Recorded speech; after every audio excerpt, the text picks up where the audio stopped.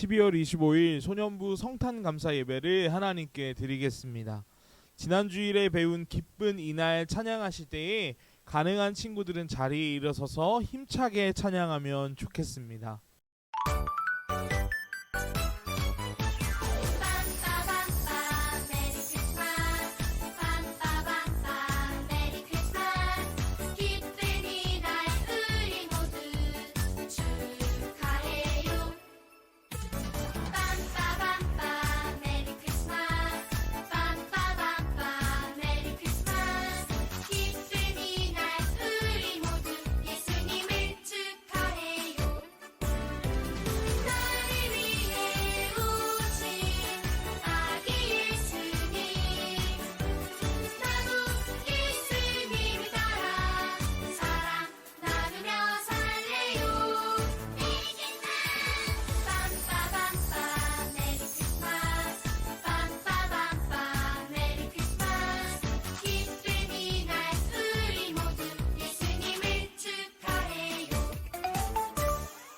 사도신경으로 우리의 신앙을 고백합니다. 나는 전능하신 아버지 하나님 천지의 창조주를 믿습니다. 나는 그의 유일하신 아들 우리 주 예수 그리스도를 믿습니다. 그는 성령으로 잉태되어 동정녀 마리아에게서 나시고 본디오 빌라도에게 고난을 받아 십자가에 못 박혀 죽으시고 장사된 지 사흘 만에 죽은 자 가운데서 다시 살아나셨으며 하늘에 오르시어 전능하신 아버지 하나님 우편에 앉아 계시다가 거기로부터 살아있는 자와 죽은 자를 심판하러 오십니다. 나는 성령을 믿으며 거룩한 공교회와 성도의 교제와 죄를 용서받는 것과 몸의 부활과 영생을 믿습니다. 아멘. 오늘 함께 나눌 하나님의 말씀은 신약성경 누가복음 7장 28절의 말씀입니다. 성경을 찾을 시간이 필요한 친구들은 잠시 영상을 멈춰주세요. 누가복음 7장 28절입니다. 내가 너희에게 말하노니 여자가 낳은 자 중에 요한보다 큰 자가 없도다. 그러나 하나님의 나라에서는 극히 작은 자라도 그보다 크니라 하시니. 아멘. 사랑의 나눔 찬양하시면서 준비하신 예물 하나님께 드리겠습니다.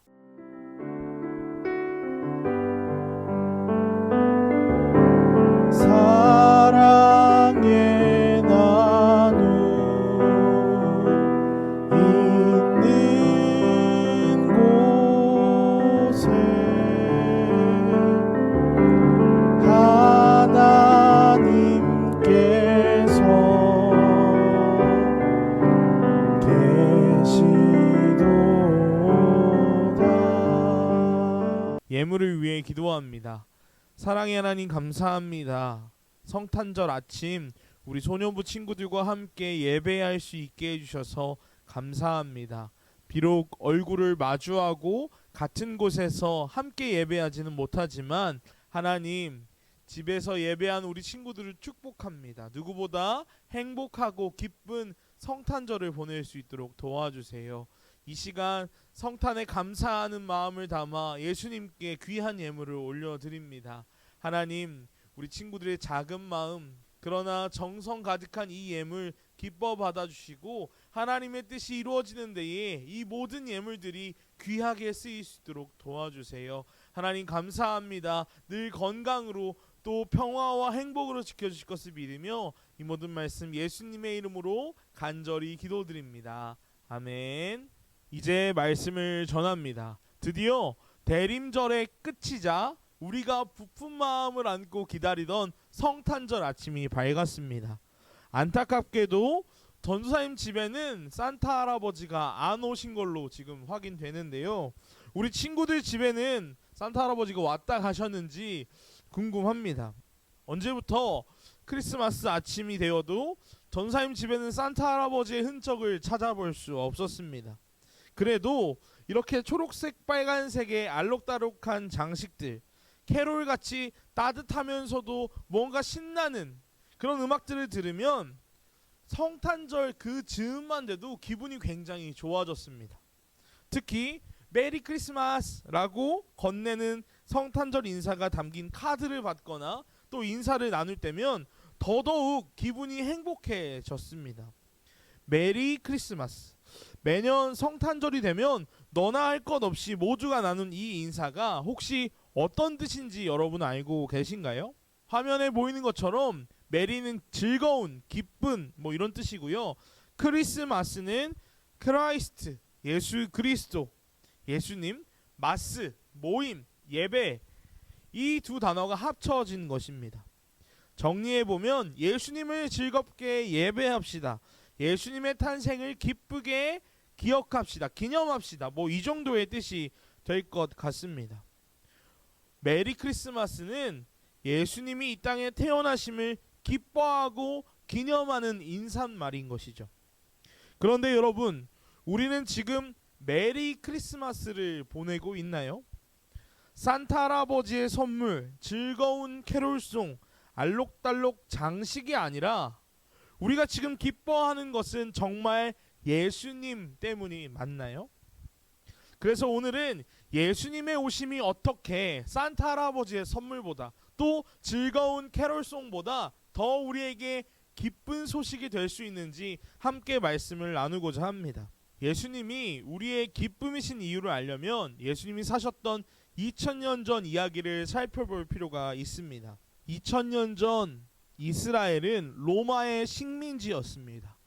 100여 년 전 우리나라가 일본의 식민지였던 것과 비슷하죠. 이스라엘 사람들은 하나님의 백성인 자신들이 로마의 식민 지배를 받는 것을 하나님이 내리신 벌이라고 생각했습니다. 조상들이 또 자기들이 잘못해서 하나님이 이스라엘을 잠깐 페르시아나 아시리아나 로마와 같은 제국에 맡기셨다고 벌을 내리신 거라고 생각했었죠. 그래서 이스라엘 나라가 독립하고 해방되려면 또 옛날에 다윗 왕이 통치했을 때처럼 영광을 회복하려면 벌을 내리신 하나님의 마음을 돌려야 한다라고 믿었어요. 그런데 중요한 건 저마다 사람들마다 하나님의 마음을 어떻게 돌릴지 이 방법에 대한 생각이 조금씩 또는 많이 서로 달랐습니다. 어떤 사람들은 로마와 계속 전쟁을 해야 된다고 생각했고요. 어떤 사람들은 예배를 잘 드리면 하나님의 마음이 돌아설 거라고 믿었어요. 또 어떤 사람은 아주 복잡한 율법들과 수많은 규칙들을 칼같이 탁탁탁탁 잘 지키면 하나님께서 이스라엘을 회복해 주실 거라고 믿었었죠. 이 사람들은 다 자신들만 옳다고 생각했어요. 우리 방법만 옳아. 너넨 틀렸어. 우리가 하나님 나라의 주인공이 될 거야. 결국 이스라엘이 회복되는 것은 우리를 통해서, 절대 너희를 통해서가 아니야. 하나님은 우리와 함께 계셔. 이러면서 서로 엄청 싸웠어요. 때로는 로마 사람들보다 더 서로를 미워하고 무시하기도 했습니다. 그런데 이때 아무도 무시할 수 없는 특이한 한 사람이 등장합니다. 바로 누구죠? 예수님이라 대답하는 친구들이 있나요? 예수님이 아닙니다. 사실 예수님 당시 엄청 무시를 당했어요. 바로 지난 주일에 만났던 요단강에서 하나님 나라의 메시지를 전했던 누구죠? 그렇죠. 요한입니다. 그의 메시지를 잠깐 들어볼까요? 지난주 말씀입니다. 여러분, 우리는 지금 하나님의 길에서 많이 벗어나 있습니다. 다시 하나님의 길로 우리는 돌아와야 합니다. 이제 곧 하나님 나라가 시작될 것입니다. 하나님 나라의 빛 예수님이 곧 오시기 때문입니다. 하나님 나라가 가까이 왔습니다. 많은 사람들이 이 요한을 존경했습니다. 그리고 미워했죠. 왜냐하면 아까 이야기한 것처럼 저마다 편을 갈라서 자기들이 옳다라고 막 싸우고 있던 중에 요한이 와서 이야기합니다. 우리 모두는 다 잘못되었다고. 그러면서 이쪽에도 팩트를 날리고 저기서도 일침을 날리는 거예요. 심지어는 당시에 권력을 잡고 있는 왕들을 향해서도 서스럼없이 비판을 가했어요. 자기들은 하나님 나라의 주인공이라고 하면서 사실 그 사람들의 눈치를 보고 있었거든요. 그래서 더 요한이 얄미웠던 것이죠.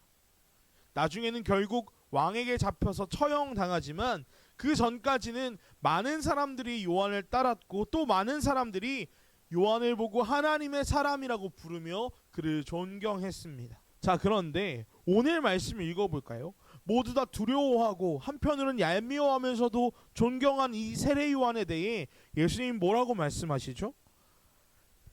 사람 중에는, 여자의 뱃속에서 태어난 모든 사람 중에는 이 요한보다 뛰어난 사람이 없대요. 그런데 하나님 나라에 있는 사람들은 다 이 요한보다 뛰어나고 훌륭하고 귀하다라고 말씀하세요. 여러분, 오해하면 안 됩니다. 이 말씀은 요한을 디스하거나 낮추는 말씀이 아니에요. 그만큼 하나님 나라의 주인공들이 귀하다고 또 소중하다고 예수님이 강조하고 계신 것입니다. 여기에 우리 예수님의 오심이 가장 큰 기쁨인 이유가 있습니다. 우리가 이 성탄절에 서로를 향해 메리 크리스마스라고 인사할 수 있는 이유가 바로 여기에 있어요. 대림절 함께 나눴던 말씀들을 기억해 볼까요?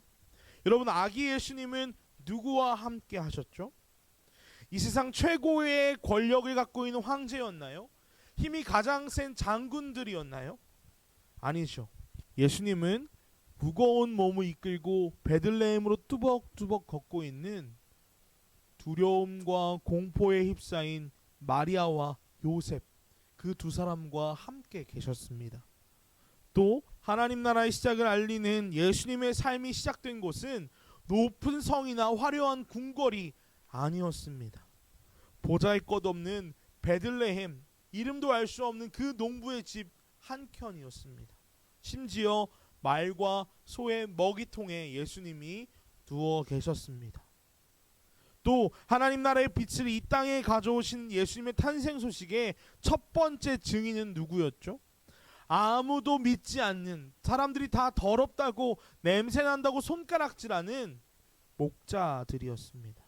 또 예수님은 제 힘으로 아무것도 할 수 없는 어린 아이들, 앞으로 먹고 살 길이 막막한 여인들, 사람 이하의 대우를 받고 가장 낮은 취급을 받는 그 사람들과 함께 먹고 마시며 뒹구셨습니다. 그들에게 하나님 나라의 주인공은 바로 너희라고 말씀하셨죠. 예수님은 그들의 친구가 되어 주셨습니다. 사랑하는 여러분, 예수님이 12월 25일 날 딱 태어나신 지는 아무도 알지 못합니다. 그러나 우리가 1년 중 이 시간을 정해서 이 땅에 예수님이 오신 날을 기억하고 기뻐하는 이유는 무엇이죠?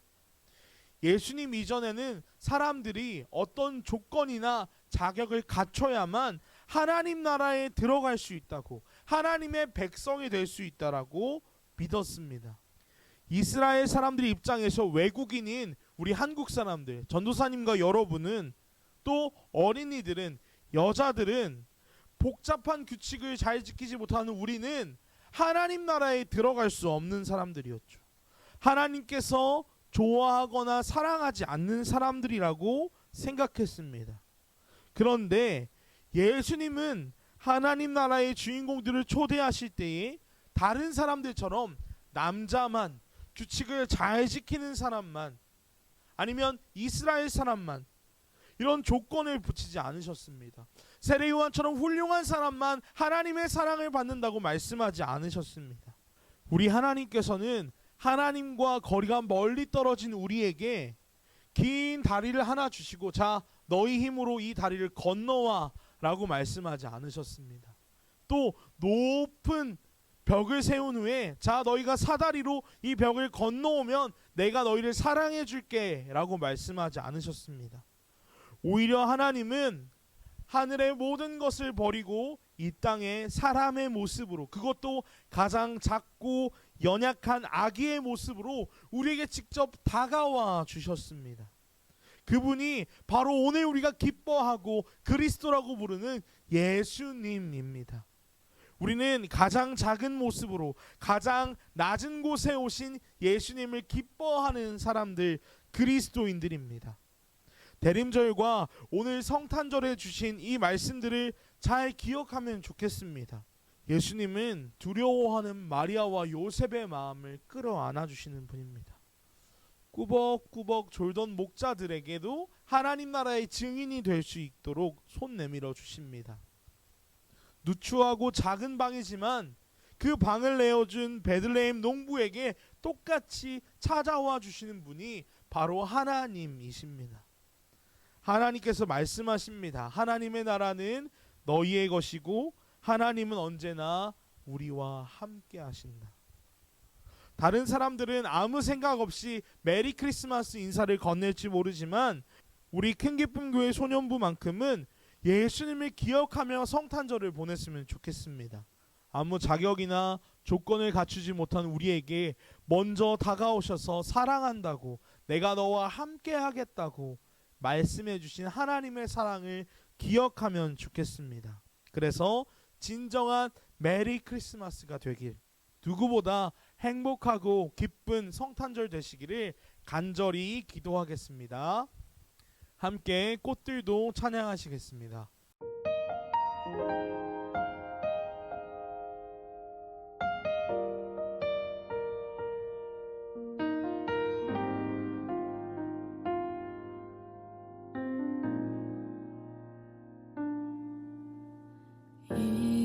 이곳에 생명샘 솟아나 눈물 골짝 지나갈 때에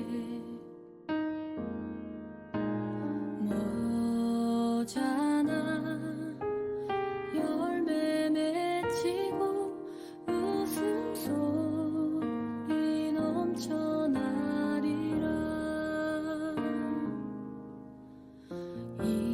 이곳에 생명샘 솟아나 눈물 골짝 지나갈 때에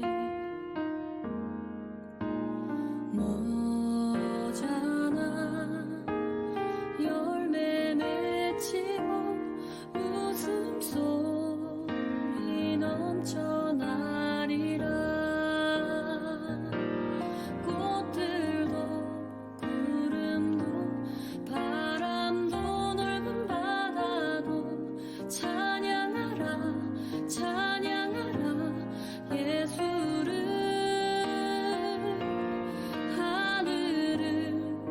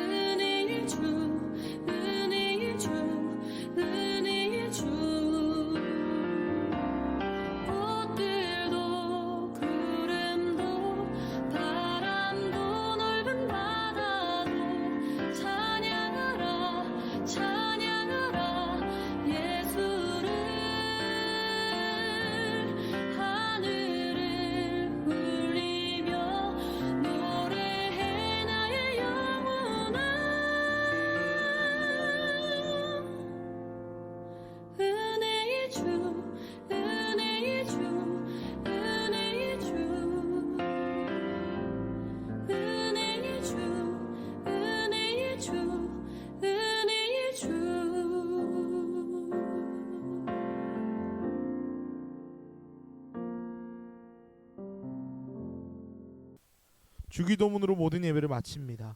하늘에 계신 우리 아버지, 아버지의 이름을 거룩하게 하시며 아버지의 나라가 오게 하시며 아버지의 뜻이 하늘에서와 같이 땅에서도 이루어지게 하소서. 오늘 우리에게 일용할 양식을 주시고 우리가 우리에게 잘못한 사람을 용서하여 준 것 같이 우리 죄를 용서하여 주시고 우리를 시험에 빠지지 않게 하시고 악에서 구하소서. 나라와 권능과 영광이 영원히 아버지의 것입니다. 아멘.